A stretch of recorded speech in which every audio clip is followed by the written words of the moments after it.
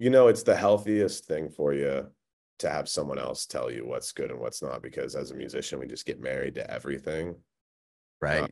we put so much into it that we don't see the song anymore. We see what it took to make the song. Mm-hmm. So. Hey, how's it going? Going, man. How you doing?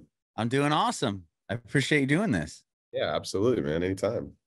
Cool. I'm Adam, by the way. Very nice to meet you. The pleasure's all mine, man. Awesome. Awesome. Well, this is a podcast about you and your journey in music, and we'll talk about all the new stuff you have going on. Absolutely, man. I'm ready for it. Awesome. I love the plaques behind you. Oh, thanks. They're not mine. Cool, dude. So first off, I always ask kind of your origin story. So where were you born and raised? I was born in Fort Worth, Texas, man. I lived there until I was around 18 before I jetted off around the world. Oh, wow. Okay. Because I was just reading and saw that you were had Nashville, Chicago, and then spent some time in Indiana. But most of your life was there in Texas then. Half of it. Yeah. It was definitely in Texas. I went to college in Phoenix.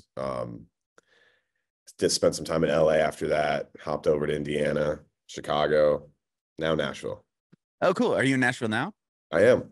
Well, Rad, I'm not sitting in Nashville. I'm sitting in New York City right now, but living in Nashville. I live in Nashville. Yeah, that's where I live. That's awesome. Sick, dude. So cool. So what was it like, Texas? Tell me about, you said Fort Worth? Fort Worth, man. Like Dallas area? Yeah, I spent a lot of time in Dallas. I had an apartment in Dallas for a little while. Music scene's great. A lot of good country, a lot of good metal. Very local oriented. Texas just wasn't really my vibe though. It's really southern. I don't know how else to describe that. Yeah. Well, now you're in Nashville, which is quite southern. Yeah, but the music industry is so prominent in Nashville that yeah, it kind of like deletes it. Yeah, as long as you don't go to Broadway, you stay away. I'm from San Diego, and when I moved to Nashville, I was expecting more southern than it was. I mean, it is, but I thought it was just all country music town, but it's nothing. That's what I thought everything. The first time until I lived there. Yeah, so cool, man. So what about music? How did you get into music? Do you come from a creative household, musical family? I just obsessed my whole life. My parents had a formal dining room that had a grand piano in it when I was a little kid, and I wasn't allowed to touch it. So obviously the only thing I ever wanted to do was touch it. Right. And my interest in music, I sparked completely on my own free will. I wanted to play music since I was like 5 years old, and I always have. I got into music production when I was 11. I was like working in Pro Tools version 6. Wow. Wow. And ever since I made a living recording and producing like local artists in Texas. And that's cool, man. Well, on the grand piano, so somebody in your house had to play it to have that nice of a piano, right? No, it just was just like a furniture piece. If you knew my mother, she had expensive taste, but didn't have time for anything. Okay. So the piano was just there. Did you ever play it? Literally an aesthetic thing. She's never touched a piano in her life. Oh man. So did you get a chance to play it, or was it just still there as a I never got to touch it, dude. Wow. So I'm sure I did a little bit as a kid, but not anything memorable. You didn't get put in lessons or anything like that? No. Okay. And you said 5, you've always had the bug. Did you pick up an instrument at all at that time? Yeah, I had friends who had like guitars and stuff, and I taught myself how to play. What did I do? I taught myself how to play guitar. I ended up going into orchestra in school and learned how to play violin and cello and all these things, and became a drummer. Started playing in bands, playing drums, and did the whole local show thing for years, man. Okay.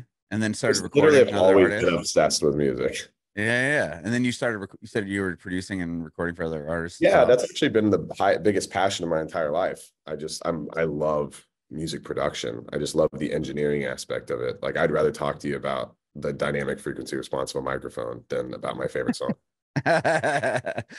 Did you end up going to school in Arizona for music production? I did. I went to ASU for my degree, and then the Conservatory of Recording Arts and Science for my certifications.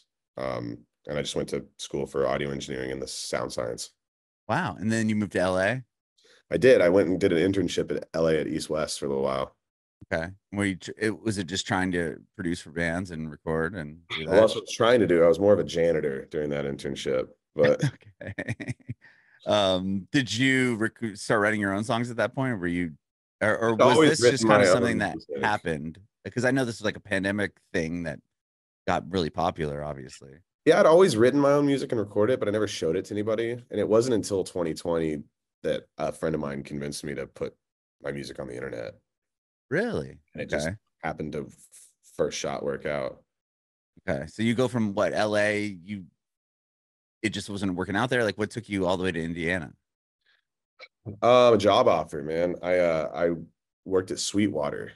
Oh, cool. Yeah, the place we all get our stuff at. Yeah, that's where I got all this gear you're looking at right now. Yeah, so I worked at Sweetwater for a while. Don't recommend it. Where musicians go to die.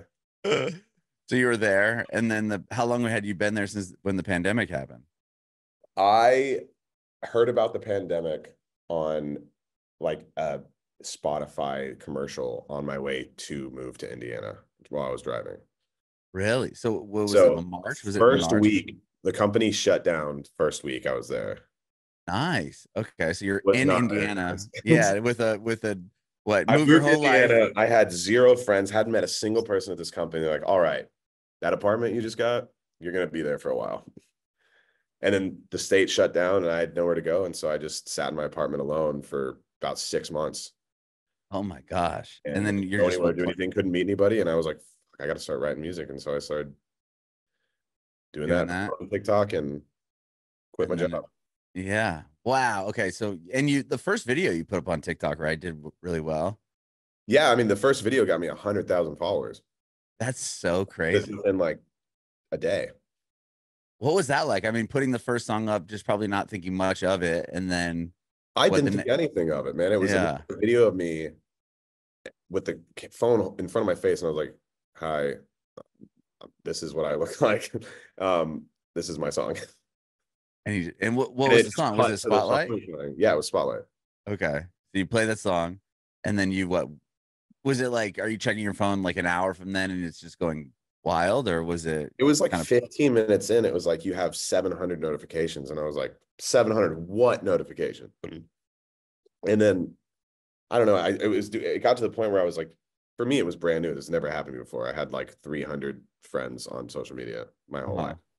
But it was like you'd refresh it and it caps out at 99 notifications on the little toolbar, but it would refresh and say 99, and then I'd refresh and be 0, and then refresh all within the same second. It'd be 99, 99. And it just wouldn't stop. Oh my Or my God. friends back home in Texas were screenshotting my TikTok and sending it to me every hour. And they're like, dude, 50,000 followers, dude, 40 or 70, 80. And they were all like freaking out. And I was like, I have no clue what's happening right now. I thought someone had like botted my account and was like Right. sending this. I thought it was a joke. Oh my God. And then are you like at that point, are you just like, okay, well, obviously that works, so I should just continue. Let's try this It just, again. it turned into a drug, man. I I, it, bet. it was like the highest I'd ever been. And I was obsessed. I was posting 3 TikToks a day for a year. Damn. And then when does this, do you have Spotlight recorded at that time, or is It was it recorded like, and I had damn? gotten a group of friends together to do like a homemade music video to it and everything. So that was all done prior to the song doing well on TikTok? Yeah. Okay. Because I was like, I'm gonna try to launch this artist project. And then when the pandemic hit, I was like, well, I'm not, screw this. Like I was just gonna sweep it under the rug. But one last hurrah, let's put it on TikTok. Damn. And then, I mean, to get people to leave the app to come over to Spotify also to, That's been the hardest thing, man. That's an everyday challenge. yeah, but 8 million plus people did that on that first song. Yeah. I mean, were you seeing that? Was that song already up on Spotify and everything? And then right Yeah, when it had TikTok like happened, 500 streams. and then after that moment, how quickly is it blowing up on Spotify as well? I think it got to 1 million within like a month or two. Damn. And so Yeah. obviously that gives you the validation to be like, okay, let's keep doing this. Yeah, it definitely was the first time music ever gave me something back. Wow, man. And then you have obviously you've been writing songs for a long time, so you have Fool's Gold and the other early songs that you had put out. All those early songs, yeah, they were all written in like 2017 and all old recordings that I was just like, crap, I got to put stuff out. Like for some reason this is relevant and I should probably do this. And you just keep doing that. And then what do you start? Do managers or people start reaching out to you? Or is it like, oh, we're in this pandemic. What am I going to be able to do with this? It's just kind of happening.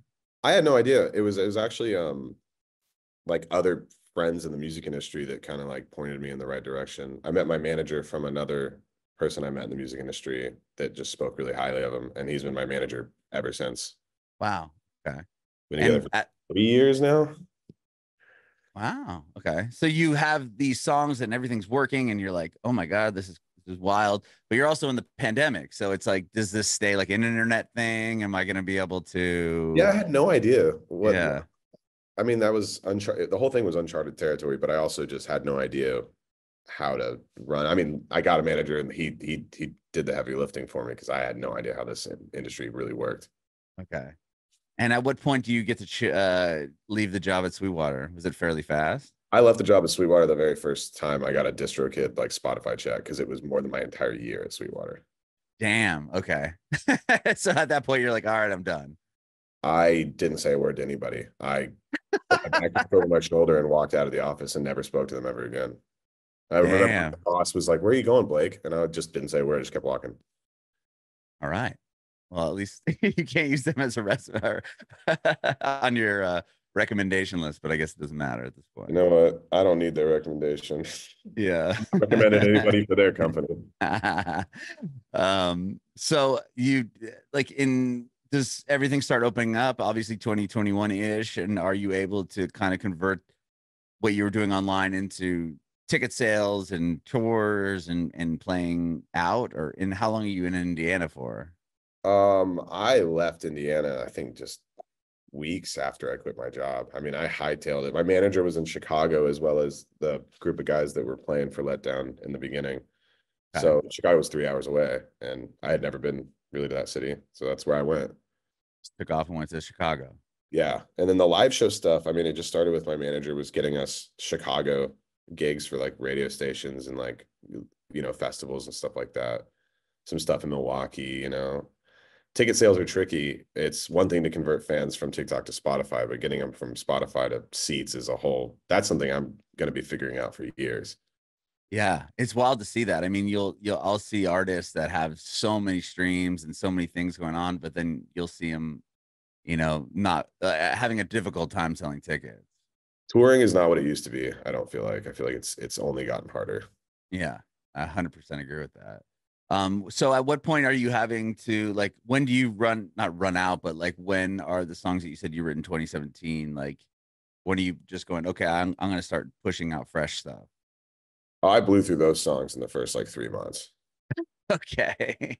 And then I had to write more ones, and I just been writing every day since. I think that every song we've released has been something that was written, weeks prior to us releasing it, or a couple months. Really? Okay, you're just cranking really them out. Yeah, we have not really been sitting on much. Okay. And with that, like, are you recording these songs in Chicago? Like, how different was that? Because before, I mean, you're an audio engineer, and you can. I produced, mixed, and mastered everything up until, these last few singles. Okay. So what about that EP, the Crying in the Shower? I did all of them except Crying in the Shower.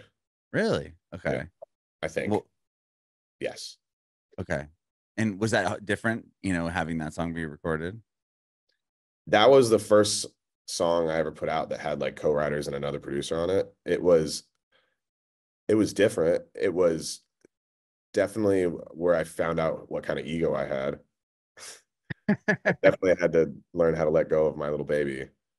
Yeah, I'm sure that's hard, right? I mean, you're like, well, it's already working. I still like recorded all the vocals at my studio and edited it and did all the comping and stuff because I just have trust issues. Sure. Well, but, and you have the numbers to show that what you're doing was working already, right? Would be hard to like hand it I don't over. care about that stuff, man. I just really wanted it to sound good. Okay. You weren't even thinking like, well, what if I give it over to someone else and it doesn't do as well? No, it was all about sonics to me. Okay. But I've learned to let go. I mean, these last few singles I've had little to no hand in, but I'm also working with producers that we've really gotten to a groove, and I really care about them personally now. So we all understand each other. Yeah. What about that the first co-writes and stuff, working instead of just doing it all yourself and Dude, working I kind of. fought the co-write system so hard. It was not easy. I didn't understand that that's the world we live in. I guess I just never thought about it, but co-writing was so important in the beginning. And I think they really, like the record label really tried to break me as fast as possible, because I think the second week after I signed, I was on a 2-month co-writing trip all Oh, across really? the co-writing session every day in a different state. And then Um, you just kind of like that must be awkward. I mean, going into something like it that right away, hurt, especially if you dude. don't know the person. You're like, hey, let me kind of I call spill it my speed guts. dating, and I'm still not a fan of that aspect. Like I much prefer like let's book like 3 sessions, let's get in, have a meet day, see what happens, and then like grow. But like that was literal speed dating. I hated every second of it, because the expectation there is that, hi, meet this person. Hi, my name is Blake. This is the kind of music I make, and then they expect a finished song in 5 hours. Right, Now right. I have to like figure out how I'm gonna do the most intimate thing in my life with somebody I just met. Mhm. And bring something every time, right? It's not like you can sit down Right. and be like, oh, I'm going to try to chop something up. Like it was just every time you had to go in with a new song. After about like the fifth co-writing session on that first trip, I was out of previous ideas. I'd already blown through them, so it was all had to just come up everything on the spot. Was that like, was there a song or in particular or something that kind of just came out of nothing one day that you're like, okay, damn, like this is really rad and this is working? From the co-writes, crying in the shower. I mean, that one just popped up. Hmm. That was day one. I walked into the studio with Jason Bell and Jordan, the heavy team, and someone hummed that melody. Someone said crying in the shower, and literally an hour and a half later, we had a song. And Wow. sometimes that happens, and that's when it makes it worth it. Hmm. But I don't know, man. It's a catch 22. Yeah. I mean, you were talking about playing like radio stations and stuff in Chicago. Yeah. I mean, Hey Myself does. I come from radio. And I Right. know it's a medium that's not really the same as it was when I started in it, 20 years ago. Right. But like, I mean, you had Hate Myself was on terrestrial radio and alternative radio. Was that a big thing for you? Like, was radio Dude, ever a part of your life? it wasn't personally much a part of my life. I mean, when I was a kid, all I did was, ingest CDs. And then by the time I had my own head on my shoulders, streaming had already been around forever. Okay. Um, I understand the importance of radio, and the child in me thinks it's the coolest possible thing that could ever happen. So I love Okay. it. I'm not personally much of a radio guy though. Okay. So having your song on the radio wasn't just like, oh my God, like this is the No, it greatest day of my was. life. It Okay. definitely was.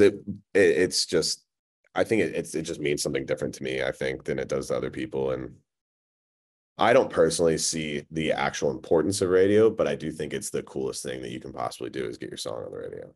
Yeah, yeah. No, I hear what you're saying. Yeah. Yeah, because it is definitely a different thing nowadays. Where at one point it was like if your song was on the radio, it was Yeah, you you made it. you made it, You right? really And made it. especially if you were getting added in every city. And Right. now it's like, I mean, I saw it at the end of my career in radio where it was like you'd play a song 1,000 times and it still didn't matter, right? When people would Right. show up or you'd look at their social media or their internet numbers and it didn't translate really Right. what at all.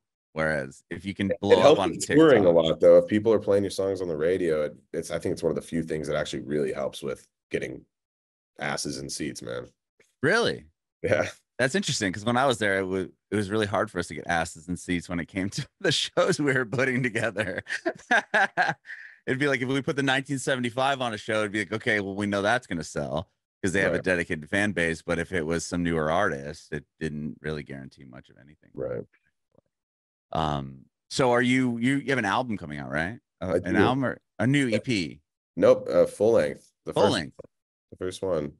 Okay, so tell me about that. When did you start working on that, and was it kind of right after you put out the EP? Yeah, pretty much right around after we put out the EP, a couple singles after it, maybe. I don't think the record was ever a conscious like go write a record, Blake. It was more of I was turning in songs in volumes that I guess could support a record. And now Hmm. we're like, we have all these songs and they all make sense together. the vibe's right. Like let's start having the record conversation. And we started that at I think summer of last year. We started having those conversations, and we're looking like we're gonna get it out this fall. Wow. Okay. And were you like, at what, or was there ever a point that you had like a kind of a conscious like idea, like, okay, this is going to be an album, and I'm sure you had a lot of songs, and you have to kind of what dwindle them down into a certain amount to make a Yeah, trying to cohesive figure thing, out or like the ebb and flow of it all and like what actually is gonna make sense. What makes sense for everybody, what makes sense personally for me. It's never easy, give right? people a bunch of songs, you're like, I love these songs, and I know you guys are about to rip these things apart. Yeah, that must be hard, right? To hand stuff over, and they're like, I don't know about that. It's the healthiest thing for you to have someone else tell you what's good and what's not, because as a musician, we just get married to everything. Uh, Right. we put so much into it that we don't see the song anymore. We see what it took to make the song. Hmm. So, So having, yeah, like kind of an outsider's perspective, saying like, I know you love this, oh, and it's trust me, when good, but someone it's was not. critiquing my music, like in the moment, I want to kill them. But then you take a step back and you're like, you know what? This is the best possible thing that could happen to me. So, Sure. Were you doing like, I know you have a big tour coming up. You were doing your own like headlining stuff, weren't you, prior to this thing coming out? a few last year, yeah. What was that like? Like, you go from playing in your Indiana apartment to, you said you had a band in Chicago and you're playing locally, but then it's like, is it different taking it even from that step to like now you have a band of people that are kind of learning what your songs are? Was it a different vibe, just even translating what you're doing in the studio and by yourself to a live setting? Yeah, I mean, I think that's one of the coolest things. I mean, as an audio engineer, the live sound world and the live production world is the exact opposite of the studio world. Like everything that works in the studio does not work live and vice versa.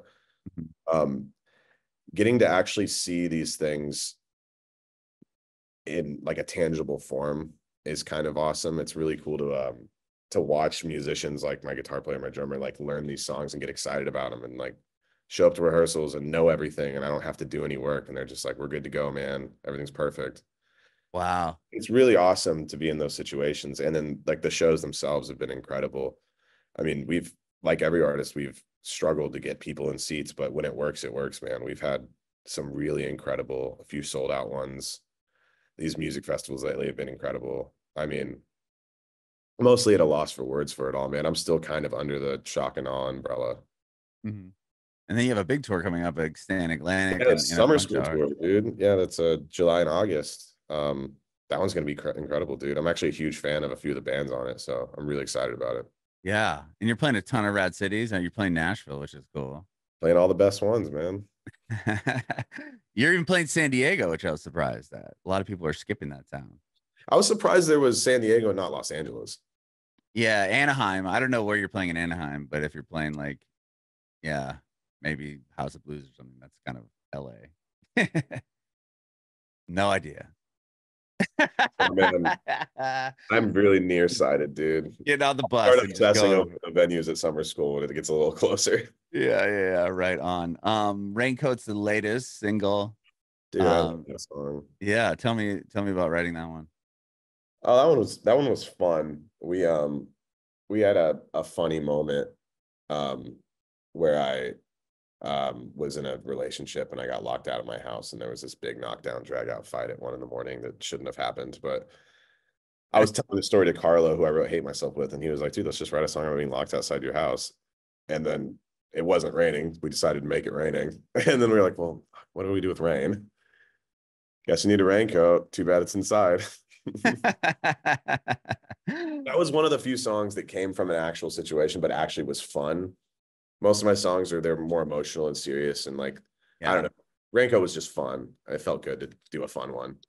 cool, man. And you have what ones are gonna make the album thus far? Hate Myself, Raincoat, and like Anxiety, and those are Um, singles, or is everything gonna be on the album? I'm not exactly sure. I'd love to see Raincoat make its way over. I definitely think that the ones on the radio, it would be a smart move to keep them. I think Crying in the Shower and Hate Myself Yeah, should exist on there.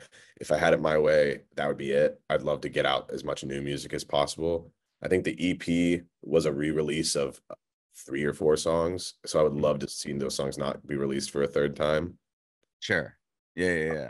But you know, in any capacity, I just want to get new music out as fast as I can get it out. So I'm on team. New record should be all new songs. Okay. And But are we'll you see what happens. I mean, whatever the smartest choice is what we'll do. Yeah, no, 100%. And with the writing and everything, you're constantly writing, I would imagine. So do Yeah. you have just more and more songs, and is it hard to like, It oh, gets should tricky. this new one make the album? Like, this is so good, I don't want to not have this. Yeah, on that gets really tricky because like I was just talking to my A&R guy last night about this. We were like writing down songs that we believe should be the record, but then I was also on my calendar and I was like, I have these writing sessions with these co-writers and this guy's a hit maker. And I was like, and he was like, well, the deadline for the record turn in is this day. And I was like, but I have these sessions the next day. I was like, what if? And he was like, well, then we'll cross that bridge when we come to it. Oh, okay. You're like, these days the following day, the best song I ever wrote could come out, and we can't miss that opportunity. Exactly. Oh man, well, I love what you're doing. I'm excited for this tour that you have coming up because I do like a handful of the bands on the tour as well, and I love what you're doing as far as what I've heard on all your release records. So I'm hoping to catch you in Nashville when you come here in July. Dude, we're at Marathon Music Works there. You got to come by. That's such a dope venue too. It's huge. I mean, to it's play like out an awkwardly sized venue. It's like really wide. Yeah, but it's big, man. It's bigger than you know, even Brooklyn Bowl and a lot of those places. It's a large one, dude. A sizable spot to be. That's killer, dude. Well, I appreciate your time, Blake. Thank you again so much, man, for taking time out of your day to chat with me. Yeah, absolutely, dude. I appreciate you. Thank you. I have one more question. I want to know if you have any advice for aspiring artists. If you're not obsessed with it, just find a new job, find a new thing. It has to be an unhealthy obsession. Unless you're willing to destroy your soul on the internet, it's not gonna. Yeah, you know what I'm trying to do. No, 100%. I get asked this a lot, especially by my friends in my like hometown that are musicians. They're like, "Come on, Blake, spill the secrets," and I'm like, "No, you just have to ruin your life." Yeah. I mean, it's got to be rough. You're going to have zero money and you're going to not like waking up, but it's going to be so worth it. Yeah. And probably touring and all of that's got to, like, I watch guys and I'm like, damn, man, you're waking up in a different city every day, especially on the early days. It's hard in the beginning. You get used to it. And it's kind of sad how you get used to it, but you do. But I mean, you get through the hard stuff and rewards come, man. Yeah. Then you're playing Marathon Music Works in Nashville. Look at that. Bringing it back.